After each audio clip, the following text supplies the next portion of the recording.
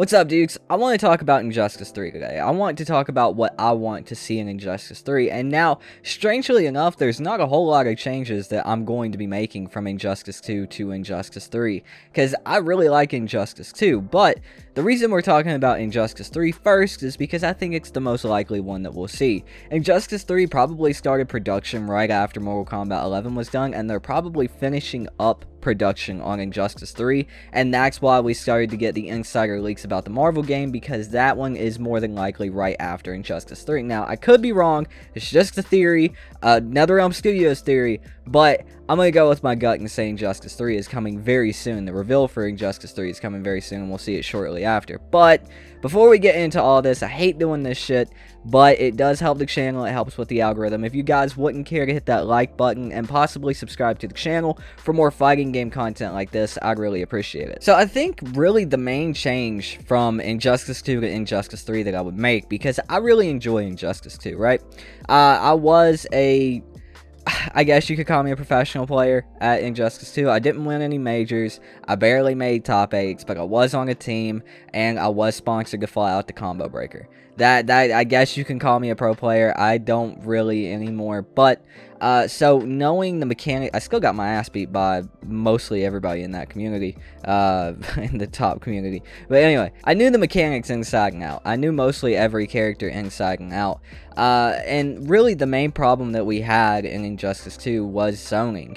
Zoning from release day was always really strong. It went from Deadshot being the strongest character I've ever played against in a fucking fighting game because of his zoning, and then once you get close, he has a 50-50 mix-up that puts you back to zoning range for him. So he's always an advantage, and his 50-50 mix-up, the low version of it, can be staggered. So you're kind of sitting there like wondering what the hell you have to do. You're getting staggered over and over again, and if you guess wrong, you're getting knocked back to half screen, and he's back to zoning. Now, he got nerfed, but he was a trend that followed that goddamn game until its death. And Starfire came out of that, came pretty much after that. There's always good zoners, like Aquaman was an insane character. He had good rushdown, and he was a crazy zoner that did a shit ton of damage for one move. But Aquaman was crazy in Injustice 1. So, zoning has always been a problem in Injustice. Even in Injustice 1, Deathstroke. He was a very good zoner. Aquaman was a very good zoner in Injustice 1. Batgirl, I'm pretty sure could zone. Batman in Injustice 2 can zone. Superman can zone. There's just a lot of zoning, even though these characters have great rushdown potential. Now, even Deadshot, I used to like to play Deadshot and do rushdown Deadshot because he could do it. And then you go to a character like the Flash, who is pure 100% rushdown, and you're just always guessing all the time, and it's just fun. He has no projectile whatsoever. You have to get in with the character, but once you get in, you're once you let them get in, you're getting mixed 10 ways to Sunday. It's just a lot of fun. So I'd like to see the zoning toned down a little bit. They did eventually start to add characters with very different playstyles, like the Atom, who could like go small and he would like mix you up 10 ways to Sunday there.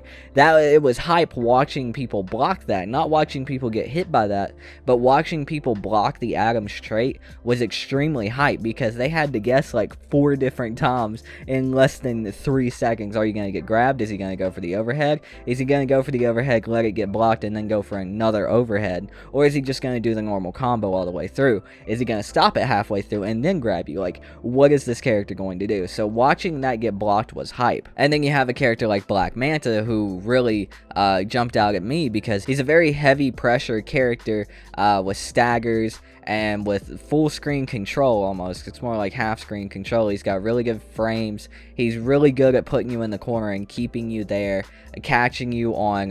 He's also extremely good whip punish character. He was a character that really jumped out at me. He was a very wildly different playstyle from what we've seen in Injustice 2 so far up until that point. And then we got another character like the Teenage Mutant Ninja Turtles. The Teenage Mutant Ninja Turtles having 4 different characters that you could technically play as and have pretty much assists from the other characters coming in. It was insanely cool and different different, and the route that they started to go with the character design and the characters in general with the later DLCs in Injustice 2 was where it was at. It was very interesting. So I'd like to see more of the last couple of DLC characters, their design, how different they were, how cool and unique they were, coming into Injustice 3, opposed to just a pure zoning game as they tried to do, which it felt like they tried to do at the beginning of Injustice 2 with characters like Superman and Deadshot. As I said, Supergirl even had some decent zoning. Enchantress was even a very different and cool character when she came out. I didn't get much into her. But as far as all the system mechanics go, they still work pretty well in my opinion. The Clash mechanic, I still really enjoy that, and they kept that since Injustice 1. I enjoy that, having to take the risk and spend a meter to either get your health back, keep your health, or take the opponent's health away. I really enjoy that. The air brake system, I feel like the air brake system could be tweaked a little bit. I don't want I don't want it to end up like a breakaway in Mortal Kombat 11, where you can get a full combo punish on the person on the ground who put you in the combo. You should not get rewarded for getting hit. Getting hit is bad. But if you do spend 2 meters to break out of a combo, 9 times out of 10, for me, at least 8 times out of 10 on Injustice 2, when I used an up tech to get out of it, used 2 meters to up tech away and try to get out of their combo, I still got put right back in it. Like, it barely worked. So I feel like if I do spin that 2 meters, I should get out of the combo, but that's all I should get. I don't feel like I should get rewarded with a combo of my own or anything. I feel like the 2 meters should get me out of the combo, and that's it. And as far as the roll mechanic goes, I just like the roll to go a little bit further, because when you're playing as the Flash or someone who's pure rushdown, no zoning, and you're trying to get in on a pure zoner, the roll just really didn't go far enough for me. A lot of people said it did, a lot of people said it went too far, but the roll really did not go that far to me, at least for the amount of meter that you spent. Now, one thing I would like to see majorly changed is wake up options. Now, I don't like the amount of wake up options in Mortal Kombat 11. The amount that you have in Mortal Kombat 11 to where you pretty much hold complete control of the screen while you're on the ground after you got hit, it's a little bit ridiculous to me. You have way too many wake up options in MK11, but I'd like to see at least a couple of different options to have in Injustice 3. I don't want to give all the control to either side. I want to make it about even. About like Third Strike, where, you know, there's multiple different things both parties can do, and it's a game of rock, paper, scissors of which one am I going to do. Instead of just whole block on wake up, they have a wake up, it's 90% of the time it's unsafe. Whole block, get another full combo punish if they decide to wake up. I kind of like that aspect from Mortal Kombat 11, and especially a game like Third Strike, where it is rock, paper, scissors of what am I going to do, what are you going to do, and what's it going to be, rock or paper, you know? Like, I like that aspect of it, but Mortal Kombat 11 gives you too much of that. And really, the only other thing is, I like to see a bigger roster. Yes, I know fighting games have gotten more advanced, and they've started to cost more, and they're a lot harder to make now because they are modern games, especially NetherRealm Studios games, because they're one of the only AAA fighting games. But still, I feel like we should get a few more characters. I mean, especially if they're doing all these characters for DLC. They're doing like 15 characters for DLC, so you're telling me it can be done. So why not put those 15 extra characters in the game and then do 15 more for DLC? Yeah, it's probably going to be a little bit more expensive. Will it help your game sell better? More than likely. Will it keep people playing your game longer? Definitely. That's why people can still go back and play Armageddon. The characters are so different and there's so fucking many. And that's the same with MKX. Even if there isn't, 70 different characters, the variation system in MKX, the variations for MKX's characters, they were so different. There was basically 99 characters in that game because of how different the variation system played. That's why a lot of people can still go back and discover new things and discover new variations in Mortal Kombat X that they still have not tried, but end up being their favorite variation of the character.